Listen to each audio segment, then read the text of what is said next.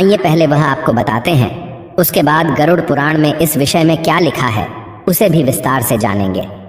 नारद पुराण के अनुसार कई मनुष्य अपनी वासना पर नियंत्रण नहीं रख पाते और सुंदरता के आकर्षण में फंसकर परस्त्री या परपुरुष के साथ संबंध बना लेते हैं। केवल सामान्य मनुष्य ही नहीं बल्कि बुद्धिमान व्यक्ति, सिद्ध ऋषि मुनि और यहाँ तक कि देवता भी इस जाल में फंस जाते हैं। इसलिए इस महापाप को नियंत्रित करने के लिए भगवान ने कुछ नियम बनाए हैं और इसकी सजा भी तय की है। नारद पुराण में लिखा है कि जो पत्नी अपने पति को धोखा देकर दूसरे पुरुष से संबंध बनाती है उसे मृत्यु के बाद नरक में इस महापाप का ऐसा दंड मिलता है जिसे सुनकर परलोक भी कांप उठेंगे। नारद पुराण में एक प्रसंग का वर्णन मिलता है जिसके अनुसार एक बार धर्मराज और भगवान राम के पूर्वज भागीरथ के बीच लोक और परलोक के बारे में चर्चा हो रही थी। तब भगीरथ जी ने धर्मराज से पूछा कि अपने पति को धोखा देने वाली स्त्रियों को यमलोक में किस प्रकार दंड मिलता है। इस प्रश्न के उत्तर में धर्मराज ने बताया कि यमलोक में उन महिलाओं के लिए बहुत दर्दनाक सजाएं होती हैं जो खुद को वासना से रोक नहीं पाती और दूसरे पुरुषों की ओर आकर्षित होकर उनके साथ संबंध बनाती हैं। ऐसी स्त्रियां मरने के बाद यमलोक में भी उसी पुरुष को देखती हैं जिसके साथ संभोग की इच्छा से उसने व्यभिचार किया था, परंतु वह पापिनी स्त्री उसे देखकर उसके पास नहीं जाना चाहती क्योंकि इस पुरुष का शरीर गर्म पिघले लोहे के समान होता है और वह पापिनी स्त्री को पकड़ने के लिए दौड़ता है। यह देखकर पापिनी स्त्री भागती है, लेकिन लोहे का दहकता पुरुष स्त्री को जबरदस्ती अपने आलिंगन में लेकर उसे उसी प्रकार व्यवहार करता है जैसा वह अपने प्रेमी से चाहती थी। इससे उस स्त्री का पूरा शरीर जल जाता है और उसे भयंकर पीड़ा होती है। फिर उसे एक एक करके अलग अलग नरकों में ले जाया जाता है और उस पापी स्त्री को युगों युगों तक उन नरकों में अपने पापों की सजा भुगतनी पड़ती है। जो स्त्री अपने पति को धोखा देकर एक नहीं बल्कि कई अन्य पुरुषों के साथ संबंध बनाती है उसके लिए यमलोक में कड़ी सजा का प्रावधान है। व्यभिचारिणी स्त्रियों को देखकर यमराज क्रोधित हो जाते हैं और उन्हें प्राणघातक दंड देकर नरक में भेज देते हैं। वहां महिला को बहुत पीटा जाता है, लेकिन यमदूत उस पर थोड़ा सा भी रहम नहीं करते। फिर उसे जलते हुए लोहे के खंभों का आलिंगन करवाया जाता है। लेकिन यमराज की सजा यहीं खत्म नहीं होती। इसके बाद इन स्त्रियों को नमक वाले पानी से नहलाया जाता है। चोट पर नमक पड़ने से वे बहुत छटपटाती हैं और अंत में यमदूतों द्वारा यही पानी उन्हें पिलाया भी जाता है। इसके बाद उन्हें अलग अलग नरकों में ले जाया जाता है जहां युगों युगों तक वो अपने पापों का फल भोगती हैं। नरकों में यातनाएं सहने के बाद धरती पर उन्हें जानवरों के रूप में पुनर्जन्म मिलता है, लेकिन इन व्यभिचारी स्त्रियों को पशु योनि में भी निम्न योनि प्राप्त होती है। आइए अब बात करते हैं गरुड़ पुराण की।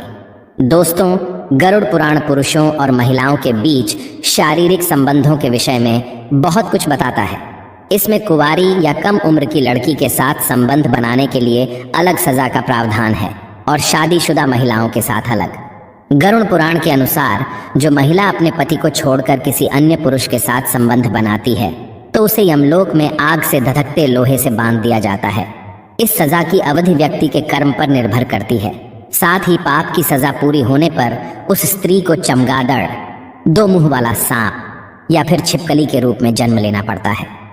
जो महिलाएं अपने पति को धोखा देने के अलावा पीठ पीछे उसको अपशब्द कहती हैं, गालियां देती हैं, यमदूत ऐसी महिलाओं को कड़ाही में डालकर खौलते हुए गर्म तेल से तलते हैं। जो महिलाएं एक ही समय में कई पुरुषों के साथ संबंध रखती हैं और उन्हें बेवकूफ बनाकर पैसे लेती हैं, ऐसी स्त्रियों को नरक में सांपों से भरे गड्ढे में डालकर मारा जाता है। जहरीले सांपों के काटने से उन्हें बहुत कष्ट होता है और जब नरक की सजा खत्म हो जाती है तो उनका अगला जन्म सुअर की योनि में होता है। धर्म ग्रंथों के अनुसार संबंध बनाने के लिए न केवल महिला बल्कि उसके प्रेमी को भी पाप में बराबर का भागीदार माना जाता है और उन दोनों की आत्माओं को दहकते लोहे के खंभों से आलिंगन करवाया जाता है।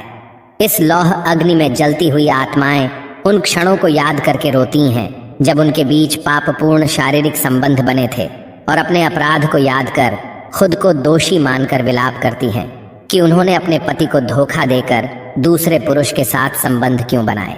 दोस्तों, इस विषय पर मनुस्मृति में लिखा है कि जब कोई स्त्री किसी गैर पुरुष के साथ शारीरिक संबंध बनाती है तो उस महिला के शरीर में कई तरह के दोष पैदा हो जाते हैं जिससे उन महिलाओं का शरीर विकृत होने लगता है।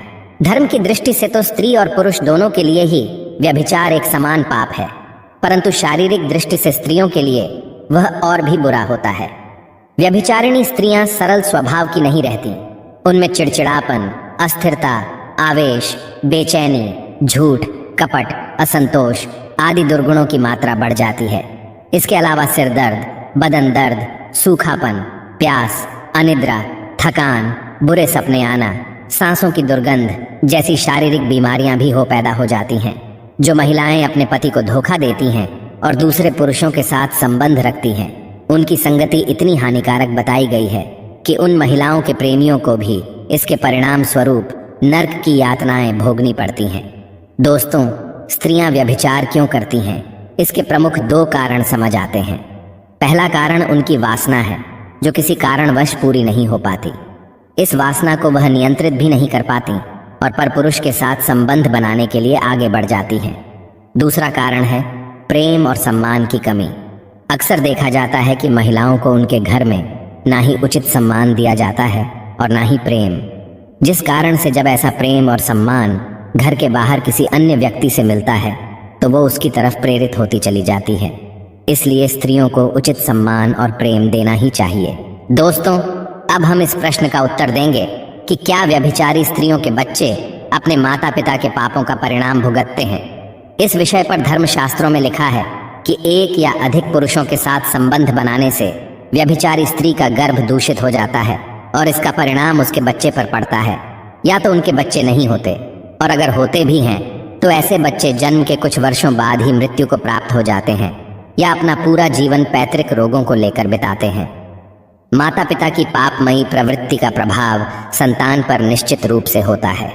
उस संतान में अनेक आसुरी दुर्गुण पाए जाते हैं। व्यभिचार से उत्पन्न हुई संतान को धर्म ग्रंथों में वर्ण संकर के अपमानजनक नाम से संबोधित किया है। इसलिए व्यभिचार को सर्वथा निंदनीय बताया गया है। दोस्तों, किसी को भी धोखा देना एक अपराध है।